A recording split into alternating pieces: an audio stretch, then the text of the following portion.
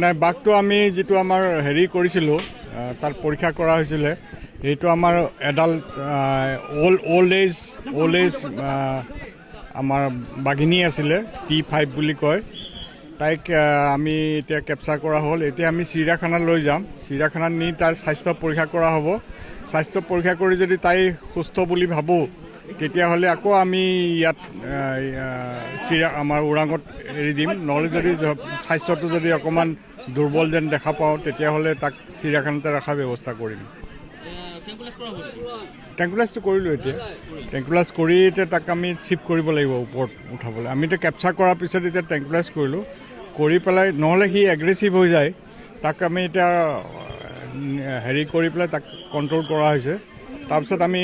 গাড়ীত উঠাই তাক হেৰিলৈ লৈ যাম এতিয়া ঘটনাটো হৈছে কি